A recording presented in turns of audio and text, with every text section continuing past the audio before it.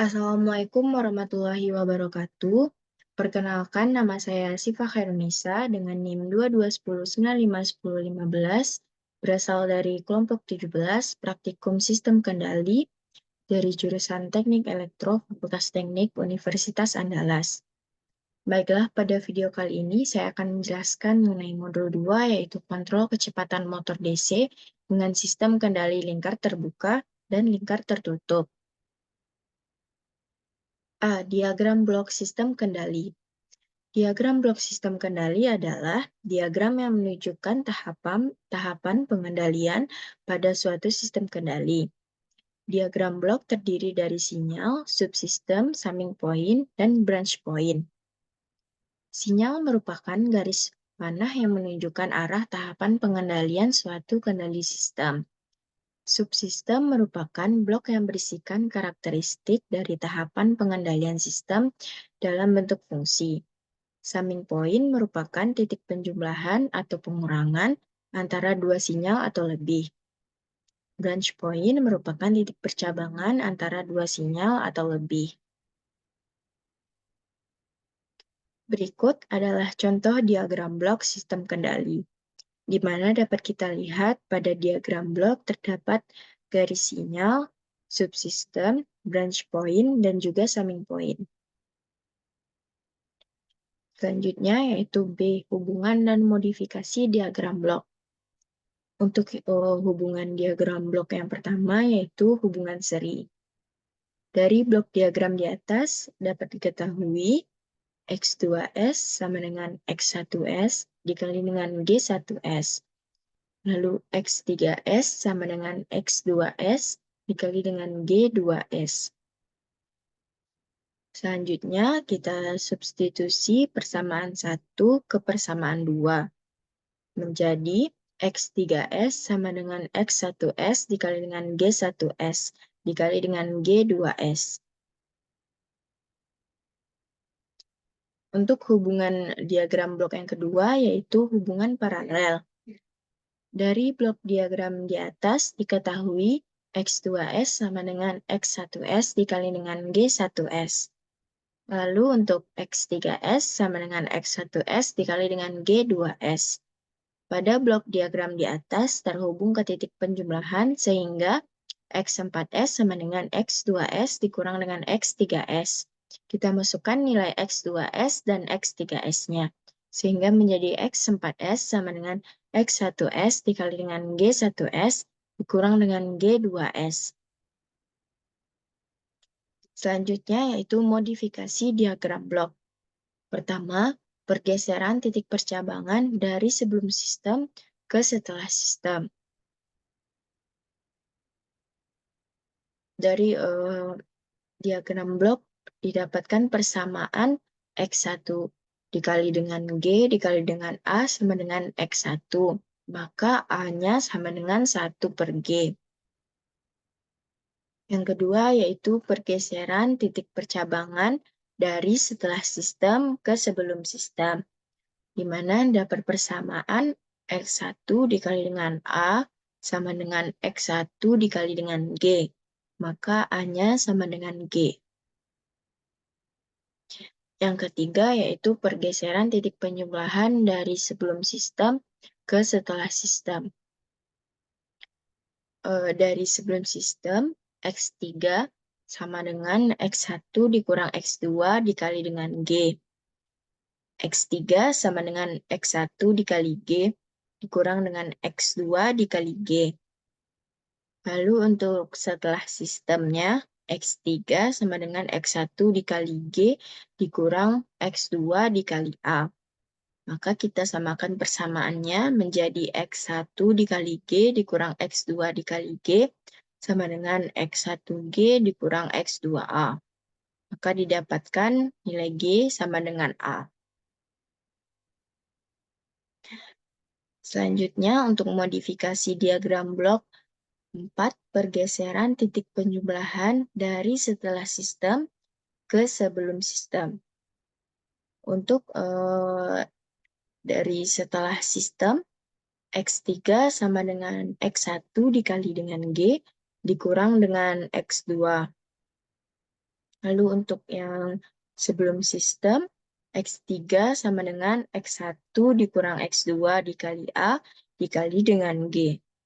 Lalu kita samakan kembali menjadi X1 dikurang X2A kali dengan G sama dengan X1G dikurang dengan X2.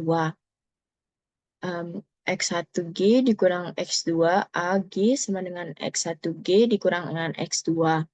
X2AG sama dengan X2, A-nya sama dengan 1 per G.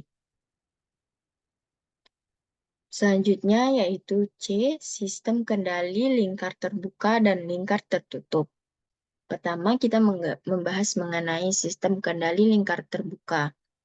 Pada sistem kendali lingkar terbuka, sistem kendalinya tidak memiliki umpan balik, di mana kita dapat terlihat bahwa inputnya RS menghasilkan outputnya CS. Maka fungsi alihnya sama dengan output dibagi dengan input, yaitu CS dibagi dengan RS, sama dengan GS. Untuk keluaran sistemnya, CS sama dengan GS dikali dengan RS. Yang kedua yaitu sistem kendali lingkar tertutup. Sistem kendali lingkar tertutup ini merupakan sistem kendali yang memiliki umpan balik, di mana didapatkan fungsi alih dari diagram blok ini yaitu CS sama dengan ES dikali dengan GS. Lalu ada ES sama dengan RS dikurang dengan BS. Dan nilai BS-nya sama dengan CS HS. Selanjutnya kita substitusikan persamaan 3 ke persamaan 2. Menjadi ES sama dengan RS dikurang dengan CS HS. Setelah itu kita substitusikan persamaan 4 ke persamaan 1, sehingga menjadi CS sama dengan RS kurang dengan CS HS dikali dengan GS. Lalu kita kalikan GS ke dalam, sehingga menjadi CS sama dengan RS GS dikurang dengan CS HS GS. Selanjutnya kita pindahkan CS HS GS ke ruas kanan, sehingga menjadi CS ditambah CS HSGS sama dengan RSGS. Lalu kita keluarkan nilai CS, sehingga CS sama dengan 1 ditambah GS HS sama dengan RSGS. Lalu kita pindahkan RS ke ruas kiri dan 1 tambah GS HS-nya ke ruas kanan, sehingga menjadi CS dibagi dengan RS sama dengan GS per 1 ditambah GS dikali dengan HS. Nah, berikut merupakan perbandingan sistem kendali lingkar terbuka dengan lingkar tertutup. Pada sistem lingkar terbuka kurang stabil dan teliti, dan pada sistem lingkar tertutup lebih stabil dan teliti. Selanjutnya pada sistem lingkar terbuka lebih mudah dibuat, sedangkan sistem lingkar tertutup lebih susah dibuat. Selanjutnya, yang ketiga yaitu sistem lingkar terbuka tidak ada umpan balik, sedangkan sistem lingkar tertutup terdapat umpan balik. Selanjutnya yaitu sistem lingkar terbuka lebih murah, sedangkan sistem lingkar tertutup lebih mahal. D. Pengendali PID. Controller PID digunakan untuk memperbaiki performansi sistem melalui perbaikan respons sistem yang dihasilkan. Performansi sistem yang baik dapat pertama mengurangi atau menghasilkan nilai error steady state. Yang kedua, meningkatkan kecepatan respon untuk mencapai set point. Nah, untuk jenis-jenis pengendalinya yaitu pertama pengendali proporsional. Pengendali proporsional merupakan jenis kontrol yang menghasilkan output sebanding dengan inputnya. Dalam domain waktu, hubungan antara sinyal error E dengan sinyal kontrol U dinyatakan dalam persamaan berikut. UT sama dengan KP dikali dengan ET. Dalam domain Laplace dapat kita tulis menjadi US per ES sama dengan KP.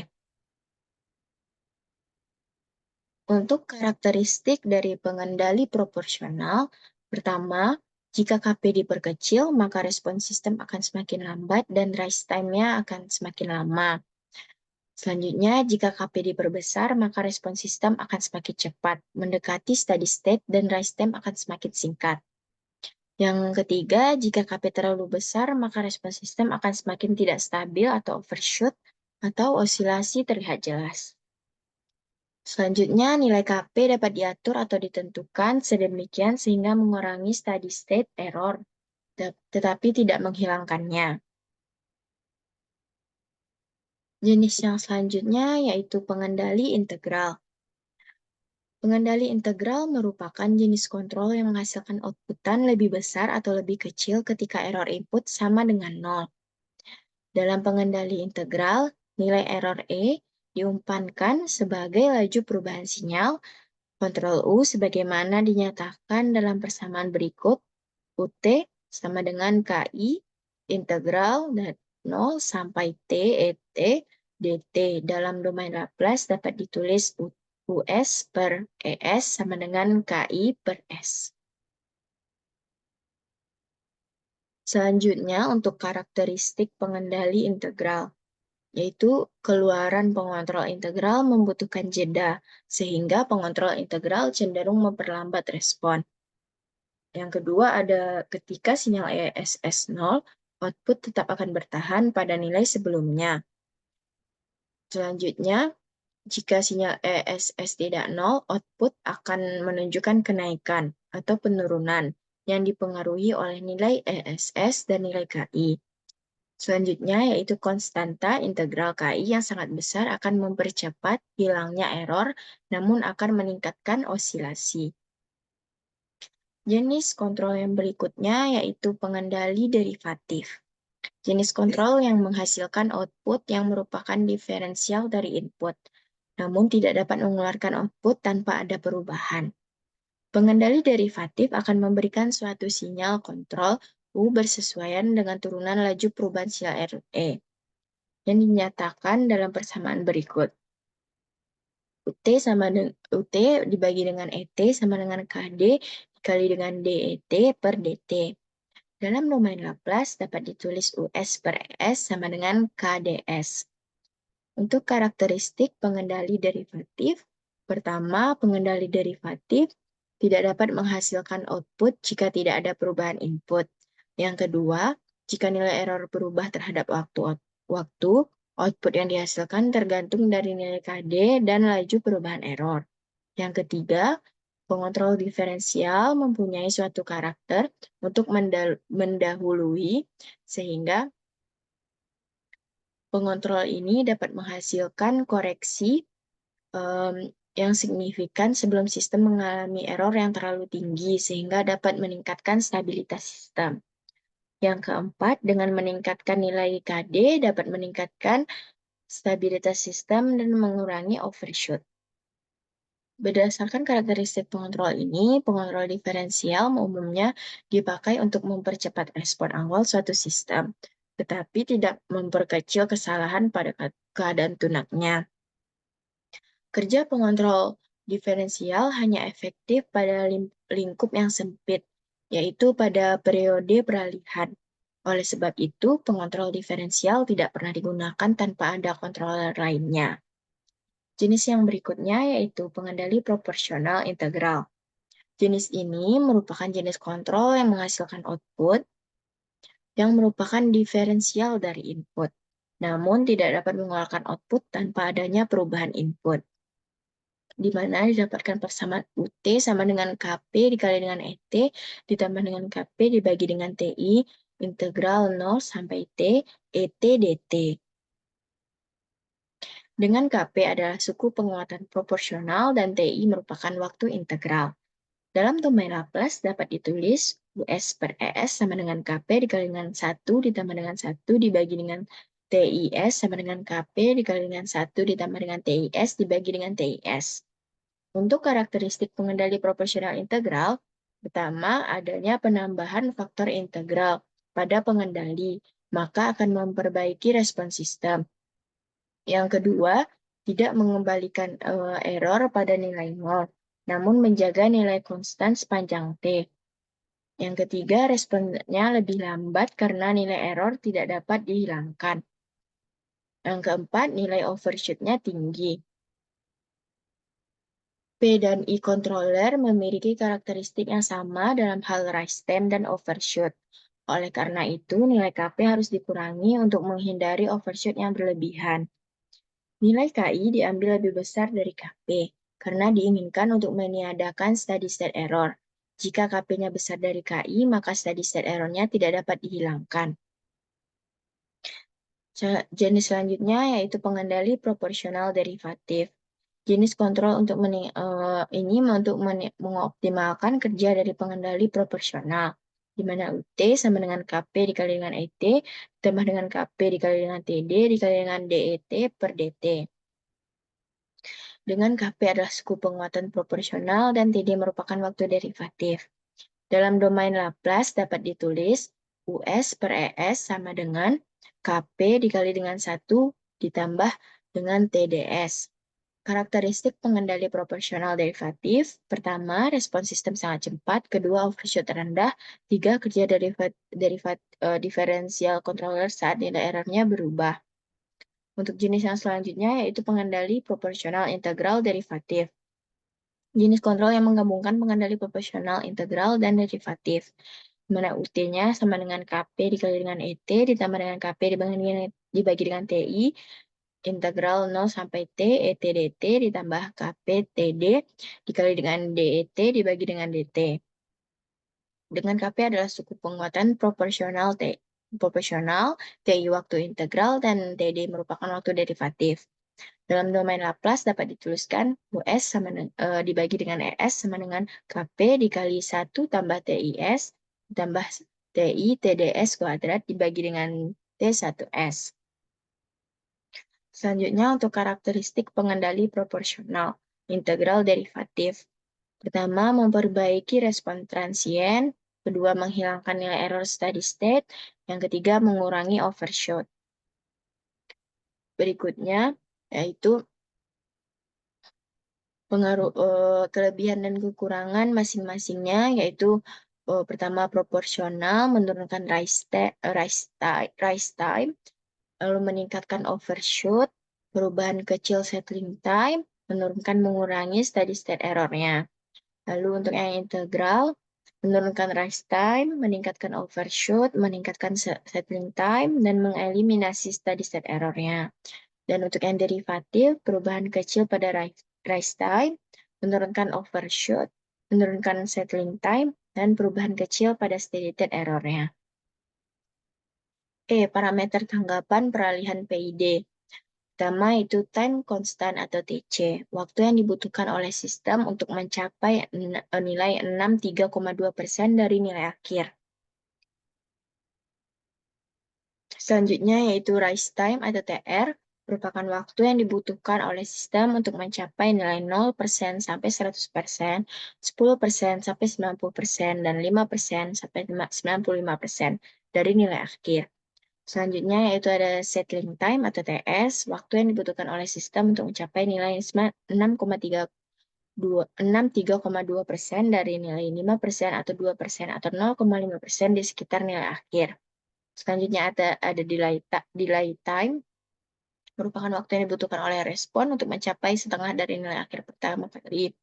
Selanjutnya ada maksimum percent overshot atau MP, nilai puncak merupakan nilai puncak maksimum dari respon sistem yang diukur dari nilai sistem saat kondisi steady state, di mana persen MP sama dengan CTP dikurang C tak hingga dibagi dengan C tak hingga dikali dengan 100%. Selanjutnya itu time peak atau TP, adalah waktu yang dibutuhkan oleh respon untuk mencapai puncak pertama dari overshoot. Berikut parameter tanggapan peralihan PID-nya. F. Metode penalaan tuning PID.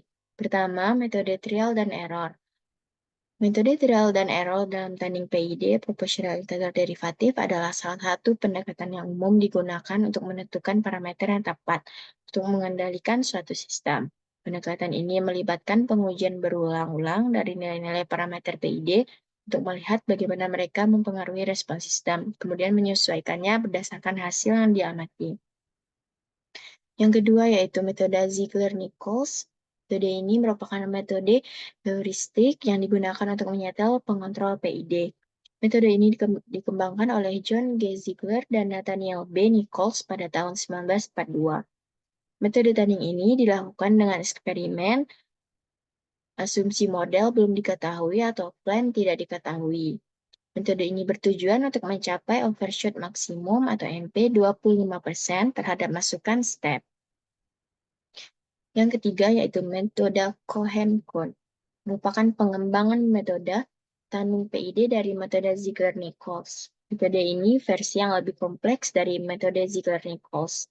Metode ini mirip dengan metode Ziegler-Nichols, tetapi perbedaannya datang dengan fakta bahwa Cohen-Coon memberikan waktu naik yang lebih cepat. Baiklah, sekian yang dapat saya sampaikan. Terima kasih atas perhatiannya. Mohon maaf apabila ada kesalahan. Wassalamualaikum warahmatullahi wabarakatuh.